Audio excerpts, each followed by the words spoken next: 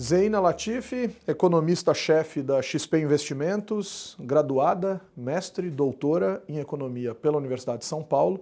Vamos conversar sobre os novos rumos da economia nesse governo interino Temer, que a política mostra que há uma probabilidade bastante acentuada de se tornar um governo permanente. Começando falando um pouco sobre a nova equipe econômica encabeçada aí por Henrique Meirelles. Quais são as expectativas em relação a essa equipe que já foi chamada aí de o time dos sonhos?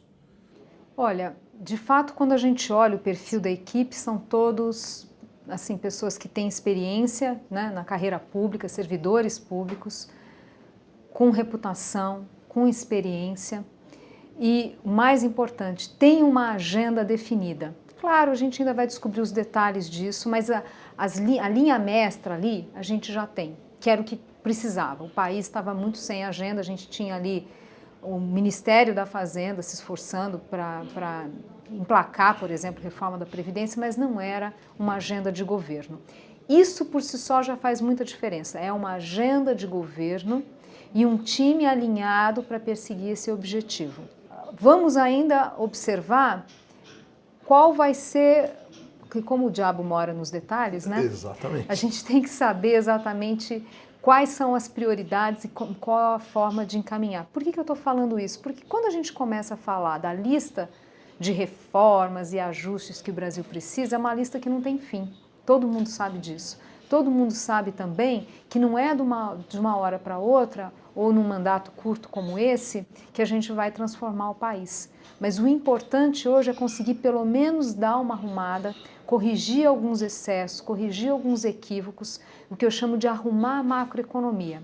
Hoje a gente tem uma instabilidade na macroeconomia que acaba retirando a eficácia de qualquer política pública, até um Bolsa Família, se a gente for pensar, não vai funcionar direito porque você dá numa mão, tira com a outra, por exemplo, com inflação elevada. Então, precisamos ter essa arrumação para dar confiança para as pessoas. Um indivíduo que está com medo de perder emprego, ele tende a ter um comportamento mais conservador. Os bancos tendem a ser mais conservadores na concessão de crédito. Então, precisa dar essa arrumada. O que eu chamo de arrumada? Um pacote fiscal mínimo que traga um equilíbrio tal que a gente tenha inflação de fato caindo, convergindo para a meta de 4,5%, a gente está muito longe da meta e há muito tempo, né? E, portanto, taxas de juros mais baixas, mais civilizadas, que ajudem a destravar um pouco a economia.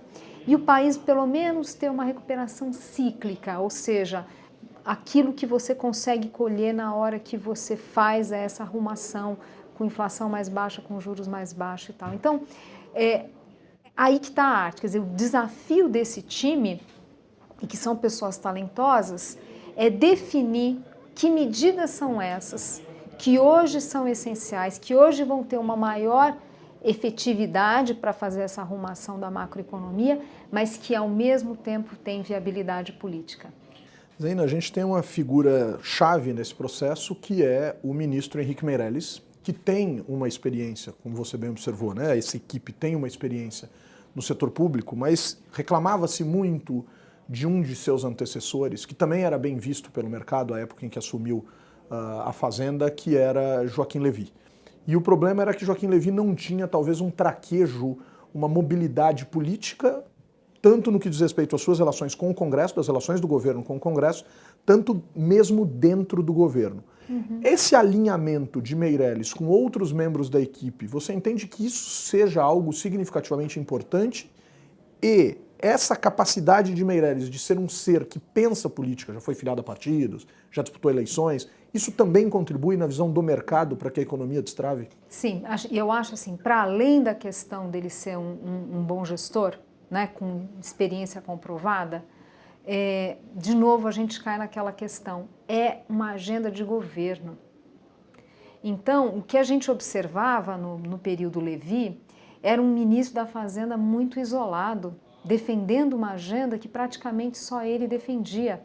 E com, obviamente, toda a limitação para aquilo se transformar, né, para convencer a presidente, convencer todos os ministérios da importância daquela agenda. Então, Isso realmente faz diferença. No fundo, o que a gente está falando é assim, olha, o Michel Temer, ele entendeu que tem que fazer ajuste fiscal sólido, que não dá para ser no meio do caminho, como foi no ano passado.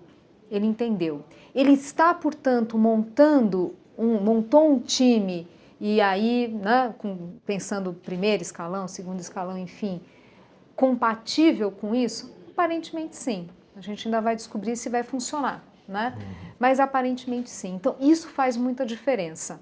Então, vai além da questão da habilidade gerencial e da experiência do Henrique Meirelles. É uma coisa mais profunda que isso. O Banco Central, no seu status, tem um status, né? O presidente do Banco Central tem um status de ministro, né? O presidente do Banco Central goza de um status de ministro que, segundo Henrique Meirelles, uma das ideias ou uma das iniciativas possíveis seria retirar esse status por meio de uma proposta de emenda constitucional de ministro do Banco Central. Isso tem alguma relevância em termos de melhora do cenário econômico ou isso é apenas uma ação ou um gesto político? Eu entendo que essa ideia de tirar o status de ministro do presidente do Banco Central foi uma forma até simbólica de mostrar para a sociedade que está reduzindo o número de ministérios. No caso do Banco Central, eu acho que essa medida não precisaria, né? Eu acho que poderia deixar como está. De qualquer forma, como a questão política é diferente da questão econômica, optou-se para isso. Agora, o importante é, de alguma forma, dar o foro privilegiado para o presidente do Banco Central. Então, eu entendo que é isso que vai ser feito. Você tira o status de ministro, mas tenta dar esse foro, tenta dar alguma autonomia nesse aspecto.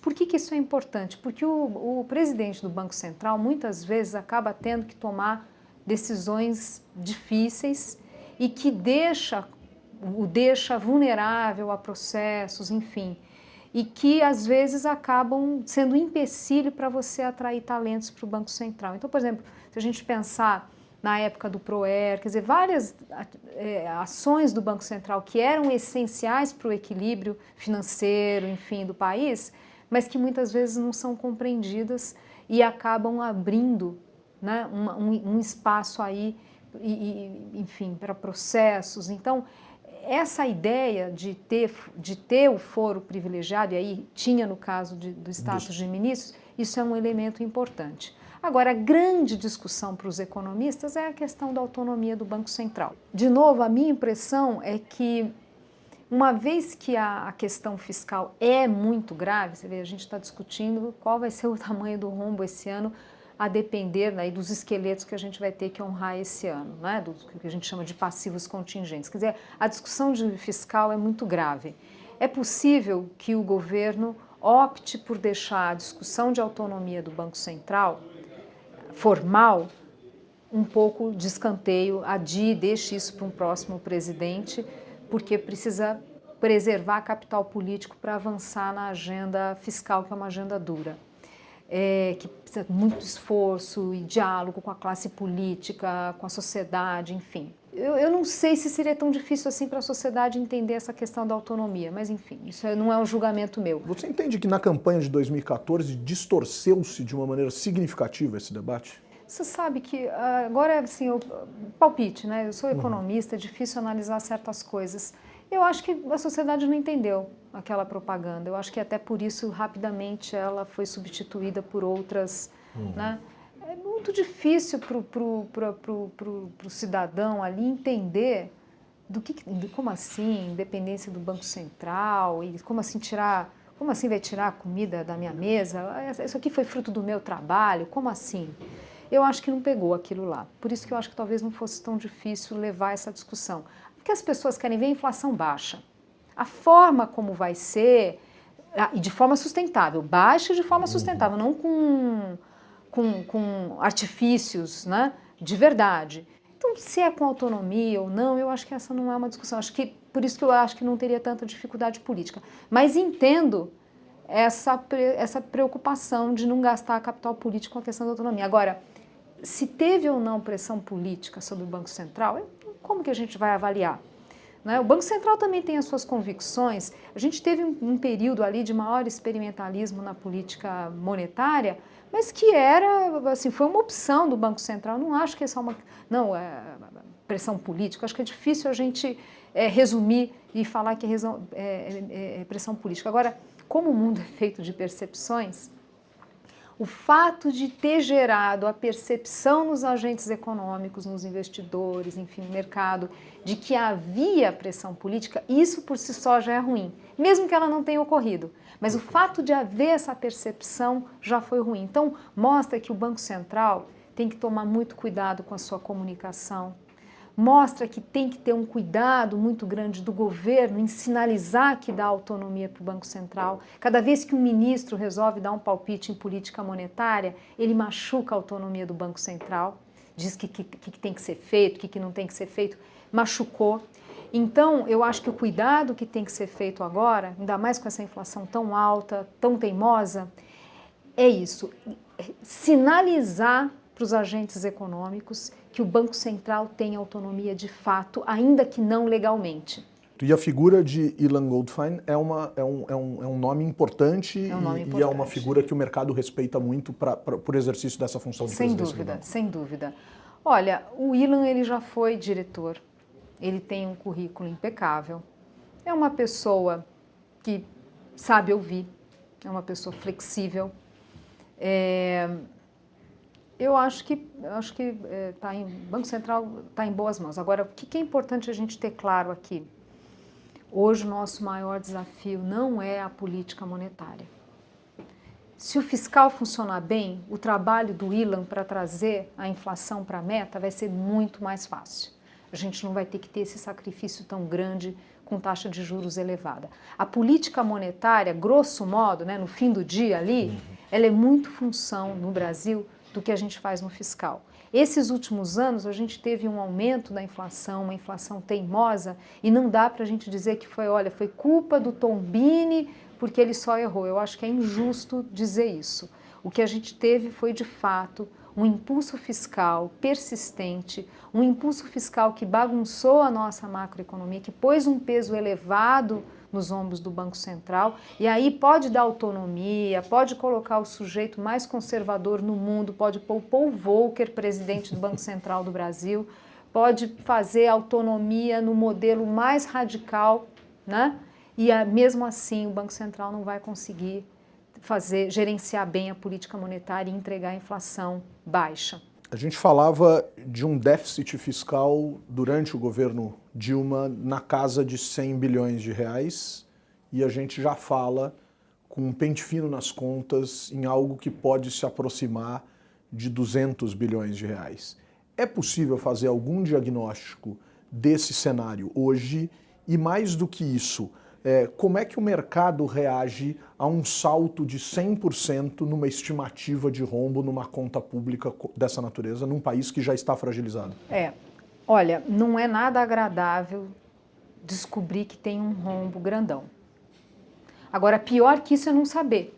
Ele existir, o rombo existir, e o investidor, né, os agentes econômicos, a sociedade não saber. Até para você ter apoio para reformas, você tem que minimamente tornar transparente esses números. Esses números têm um grau de incerteza grande, porque a gente está falando, às vezes, de despesas que... esse número pode ser até maior, dependendo do tipo de despesa que você tem que reconhecer, enfim, né? Tem uma certa insegurança em relação a isso. Então, que se coloque os números na mesa, diga o que é cada coisa. Vai ter que ter capitalização da Petrobras? Sim, não. Agora não, vai ser lá na frente, ou não vai precisar?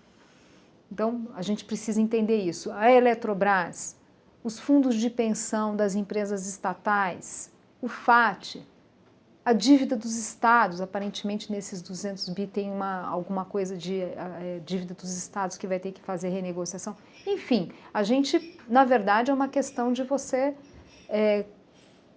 qualquer que seja o número, a gente saber o que está dentro ali dessa conta e como o governo pretende fazer para lidar com o rombo.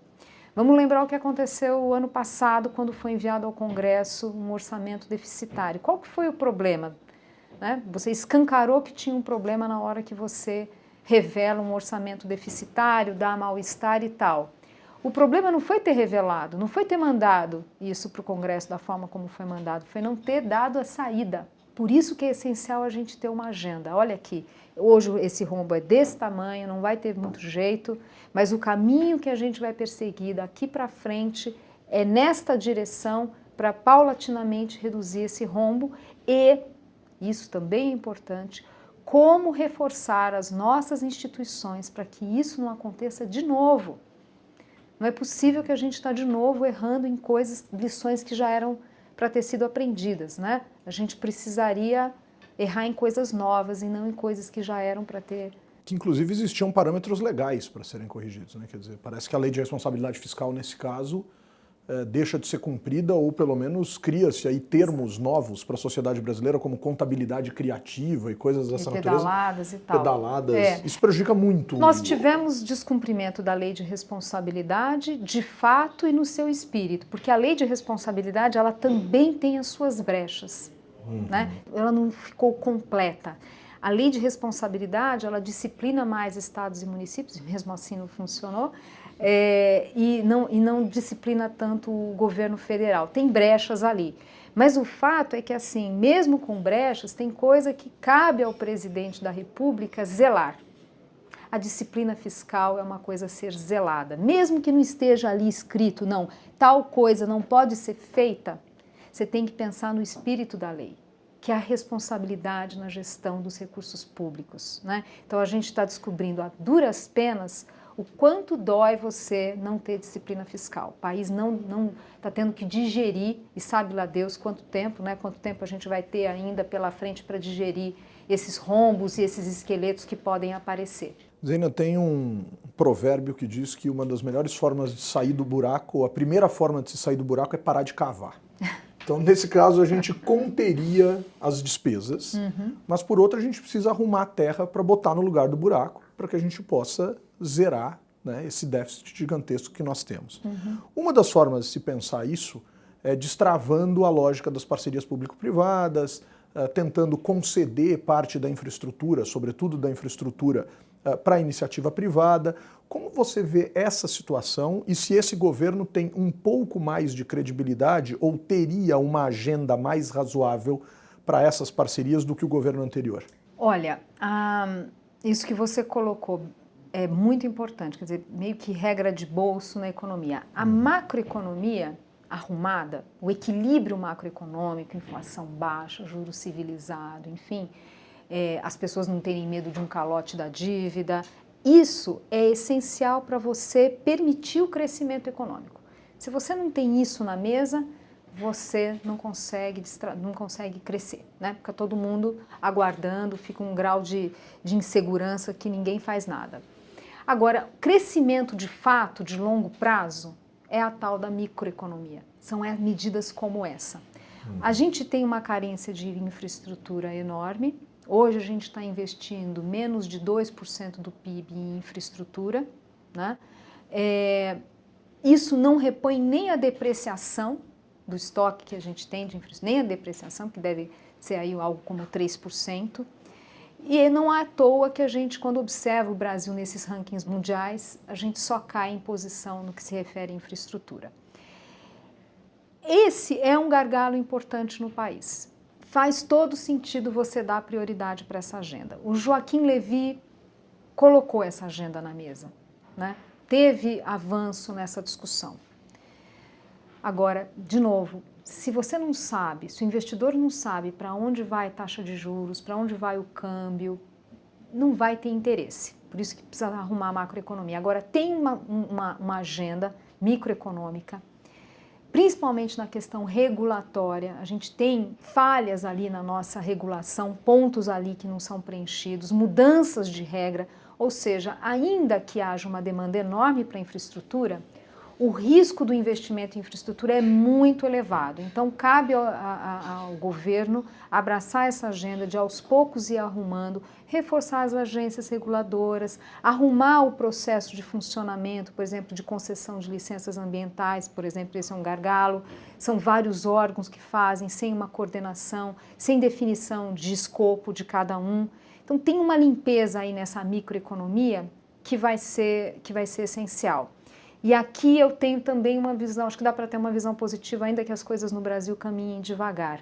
O que a gente observa é que quando a gente começa a apertar os botões certos, a capacidade de reação da economia é bastante relevante. Então, acho que tem uma avenida aí que a gente pode explorar.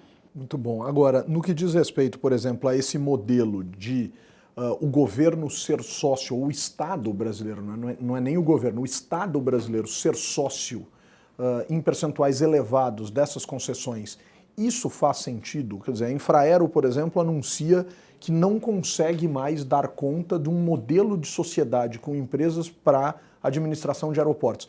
Isso tende a acabar com esse governo? Isso já está mudando. Essas discussões estão avançando e já vinham avançando já nos últimos anos, da importância do Estado dar um passo para trás e deixar o setor privado entrar. Essa discussão, eu acho que hoje ela está cada vez mais madura. O que a gente tem que realmente é definir esse marco regulatório de forma bem feita para poder atrair. A gente tem potencial de atrair fundos de pensão para investimento em infraestrutura, investidores estrangeiros, mas sem um marco regulatório bem definido, sem regras claras, sem alguma proteção para esses contratos, fica difícil. Mas do ponto de vista da ideologia, vamos dizer assim, resumindo isso, eu acho que a gente já tem avanços nessa discussão. Essa compreensão que não dá mais para o Estado tomar conta de tudo, não está sendo já disfuncional. Nós não nos atrasamos em mais de uma década no reconhecimento dessa importância. Quer dizer, nós tínhamos isso dentro de um determinado governo e a bandeira da não realização desse emparceramento ou dessas concessões à iniciativa privada, isso foi usado muito claramente em termos eleitorais. Quer dizer, isso, de certa maneira, por uma falta talvez até de capacidade da sociedade de dialogar de forma mais clara em relação a esses fenômenos, não nos atrasou, pelo menos em 10 anos, ou alguma coisa desse tipo? Tem razão. Assim, as demandas da sociedade, elas vão mudando ao longo do tempo, né? E o bom político é aquele que consegue entender essa demanda e entrega da melhor forma possível, sem populismo, entrega de forma que seja sustentável, no sentido de não ser uma coisa de curto prazo e que lá na frente não vai poder ser entregue. A gente, por esse aspecto, a política não fez o seu papel nos últimos anos, né?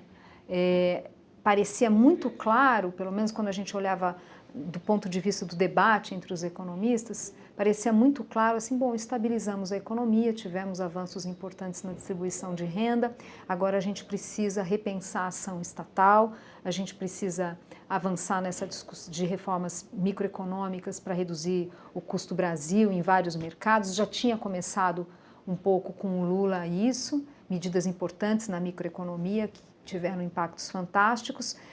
E aí teve a crise global de 2008, 2009, que já atrapalhou um pouco essa agenda, né, essa evolução dessa agenda. Você voltou para aquela visão de que não, expansão de demanda, políticas de demanda e não políticas microeconômicas para resolver essas questões estruturais do país. E acho que a política foi falhando, né? Insistiu nessa agenda, mesmo quando havia sinais claros que ela não funcionava mais, né? Quando você exagera nas políticas de estímulo à demanda, você colhe inflação, o remédio vira veneno. E aí vinha a inflação elevada e o governo não foi entendendo os sinais ali vitais, né, da economia e insistiu nessa agenda. Então a política falhou, a política não conseguiu dar as respostas, houve uma acomodação generalizada ali e a gente não conseguiu avançar nessa agenda. Sim, perdemos tempo, mais do que isso, tivemos retrocessos, a gente está aqui de novo tendo que discutir dinâmica de dívida pública, inflação, Selic, de novo a discussão macroeconômica, e quanto mais tempo a gente perde com essa discussão da macroeconomia, mais a gente adia essa agenda microeconômica que é essencial para o país ter ganhos de produtividade, para o país poder ter taxas de crescimento mais elevadas, com mais inclusão social, enfim, infelizmente foi mais que perder tempo, nós tivemos retrocesso. Zina, eu queria fazer uma provocação final em duas vias, né? Dois pontos importantes, inclusive de reflexões recentes suas em artigos que você publicou. A Previdência brasileira é uma bomba relógio. Né? Foi uma afirmação sua num artigo. Eu queria entender um pouco como é que o elemento MacGyver age e desarma essa bomba. Quer dizer, que fio que a gente tem que cortar para a bomba não explodir? E a segunda questão está associada ao BNDES. Quer dizer, o BNDES promoveu uma política das campeãs nacionais e coisas dessa natureza, e hoje fala-se num apoio a médias e pequenas empresas. É razoável? É uma boa alternativa? Qual o papel do BNDES nessa história toda que nós vivemos nesse instante? Dois pontos importantes. Na questão da Previdência, e aí foi um acerto na minha visão colocar o Marcelo Caetano como secretário, ligado à Fazenda, os especialistas já trilharam, já mostraram o caminho a ser trilhado. O diagnóstico é claro, aquilo que é prioritário fazer também é claro, né? Começa pela questão de idade mínima. A grande questão é a sociedade, de novo é a política, é a sociedade entender que precisa esse ajuste. Que a gente tem um país que gasta o equivalente ao que um Japão gasta na Previdência, 11% do PIB. Isso força muito a nossa carga tributária, a gente tem que ter uma contribuição muito alta, né, que não acaba sendo um peso para a sociedade. A gente já gasta muito, sendo que a gente ainda é jovem e, segundo os demógrafos, estamos envelhecendo num ritmo acelerado. Essa razão entre idosos e pessoas na idade ativa está crescendo, vai praticamente dobrar nos próximos 15 anos. Então, veja, a gente tem o diagnóstico, a gente sabe o que tem que ser feito, sabe os botões principais, começando com idade mínima, mas não é só isso, tem mais. O próprio discurso do Marcelo Caetano é muito claro, ele fala, não é só a idade mínima, tem outras questões, mas assim, se sabe o que precisa ser feito. O diagnóstico está claro. O que já é um tremendo avanço, porque se a gente for pensar, há pouco tempo atrás, isso era uma discussão só de economistas. Há quantos anos o Fábio Jambiage está insistindo? Era uma discussão dos economistas, agora não. Agora entrou na agenda política. E aqui acho importante fazer um ponto importante. O próprio Nelson Barbosa, né, o ministro da Fazenda da Dilma, que foi substituído pelo Meirelles, ele já vinha apontando. Ele ajudou muito nisso. Ele jogar isso na agenda, colocar na mesa, né, da agenda política, teve um papel muito importante, ao meu ver. Então, esse é o bom lado dessa história. Agora, tem uma discussão que a sociedade precisa compreender isso. Não dá para um país de renda média como o nosso ter uma das aposentadorias, né, esquema de aposentadoria, né, a Previdência, das mais generosas do mundo. Quando a gente olha a posição do Brasil nesses rankings mundial no que se refere à estabilidade da renda na aposentadoria, a posição do Brasil é altíssima. Alguma coisa está errada aqui. Perfeito. E não é só uma questão de fechar a conta. Se você tem uma previdência muito generosa, você desincentiva a poupança. Se você desincentiva a poupança, os juros vai ser mais elevado. Eu estou falando isso porque tem consequências na macroeconomia. Não é só o risco da gente não ter como pagar a aposentadoria lá na frente. É um risco muito mais amplo que isso. A gente tem uma visão, um viés no Brasil, isso vale para a BNDES, isso vale para a nossa política tributária, de achar que tem que proteger a pequena e média empresa. Eu acho um equívoco.